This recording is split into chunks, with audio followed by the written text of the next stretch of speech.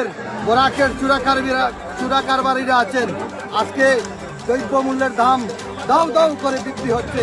কারা চলবে? গরিব মানুষদের কষ্ট হবে। পিডব্লিউডি বিভাগ বা জেলা প্রশাসন যারা এখানে আইসন সচক্ষে দেখিয়া গেছেন তারার গাফিলতির কারণে আজকে বৃষ্টি ভাঙছে। নমস্কার প্রিয় দর্শক বন্ধুরা, সিন্ডিকেট জোর কদমে চালাতে গিয়ে ভেঙে পড়ল শিলচর কালাইন সড়কের হারাং নদীর সেতু। আসামের কাছাড় জেলার ভাঙারপাড়া শিলচর কালাইন সড়কের হারাং নদীর সেতু দুটি ট্রাকের ওভারলোডের কারণে গভীর রাতে ভেঙে পড়ল নদীর উপরে। হারাং সেতু জাতীয় সড়কে অবস্থিত। অত্যাধিক ওভারলোডের দুটি লরি ওই সেতুর উপর দিয়ে পার হচ্ছিল। অত্যাধিক ভার বহন করতে না পেরে ভেঙে পড়ল নদীর উপরেই। যদিও কোনো প্রাণহানির ঘটনা খবর শোনা যায়নি, তবে ওখানকার সাধারণ মানুষের জনজীবন একদম বিপর্যস্ত হয়ে পড়েছে।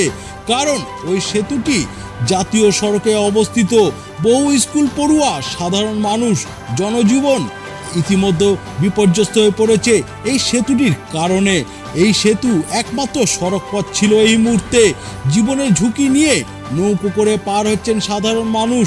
তবে স্থানীয় মানুষ ইতিমধ্যে ক্ষিপ্ত হয়ে রয়েছেন। পুলিশ প্রশাসনের উপর কি বলছেন সাধারণ মানুষ সরাসরি শুনে নেব। প্রিয় দর্শক বন্ধুরা, আপনারা জানতে ও দেখতে অবশ্যই চোখ রাখুন U24 নিউজ বাংলার পর্দায়। আসাম সরকার এই অঞ্চলের দাবি মতো এই ব্রিজটি মেরামতির জন্য 1,30,00,000 টাকা অনুদান দিয়েছিল পিডব্লিউ ডিপার্টমেন্টের মাধ্যমে। কিন্তু পিডব্লিউ ডিপার্টমেন্টের ঊর্ধ্বতন কর্তৃপক্ষদের অবহেলার কারণে, সুপারভাইজার সঠিক মতো না হওয়ার কারণে আজকে এই বৃষ্টি ভেঙে পড়েছে। এই বরাক উপত্যকা, শিলচর, মিজোরাম সমস্ত অন্ধকার হয়ে গিয়েছে। এই অঞ্চলের ছাত্রছাত্রীরা, আজকে রোগীরা চরম দুর্ভোগের শিকার হচ্ছেন। আজকে আমি অনুরোধ জানাচ্ছি আসামের মাননীয় মুখ্যমন্ত্রীকে যে আজকে উনি সঠিকভাবে তদন্ত করে যারা ব্রিজের সক্রিয় কাজে ছিলেন ওনাদেরকে তদন্তের আওতায় এনে ওনাদেরকে সাহায্য করার জন্য আমি ওনার কাছে অনুরোধ জানাচ্ছি। আজকে আপনারা দেখুন, বরাক উপত্যকার আজকে একটি নির্ভরশীল ব্রিজ ছিল গ্রামন সেতু। আজকে গ্রামন সেতুর মেরামতির কাজ চলছে। তাই এই ব্রিজ দিয়ে মিজোরাম, শিলচর, ত্রিপুরা, আগরতলা, মণিপুর সব দিকের গাড়িরা এইদিকে পণ্যবাহী নিয়ে যাতায়াত করত। কিন্তু আজকে দুঃখের বিষয়, যারা এই অঞ্চলের বরাকের চোরাকারবারিরা আছেন, আজকে দ্রব্যমূল্যের দাম দাউ দাউ করে বৃদ্ধি হচ্ছে। কারা চলবে? গরিব মানুষদের কষ্ট হবে। তাই আমি মাননীয় মুখ্যমন্ত্রীকে অনুরোধ জানাচ্ছি, আপনি অতি সত্বর এখানে একটি ঝুলন ব্রিজ যুদ্ধকালীন তৎপরতায় করে এই ব্রিজটি করিয়ে দেওয়ার জন্য ওনার কাছে বিনম্র অনুরোধ জানাচ্ছি, যাতে এই অঞ্চলের গরিব দুঃখী মেহনতি মানুষ হসপিটালে যাতায়াত করতে। বাচ্চারা কিভাবে এখানে ছোট একটা স্কুল আছে, স্কুল একটা আছে, আজকে বাচ্চা ওই ফারটা কি আর কিরকম আইতো? প্রশাসনের কাছে বিনম্রভাবে অনুরোধ, আপনারা যাতায়াতের ব্যবস্থা করে দেওয়া।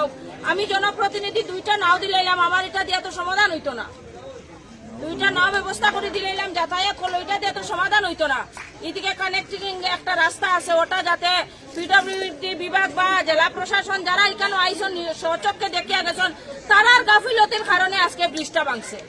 আজকে যে ব্রিজটা ভাঙছে প্রশাসনের গাফিলতির কারণে।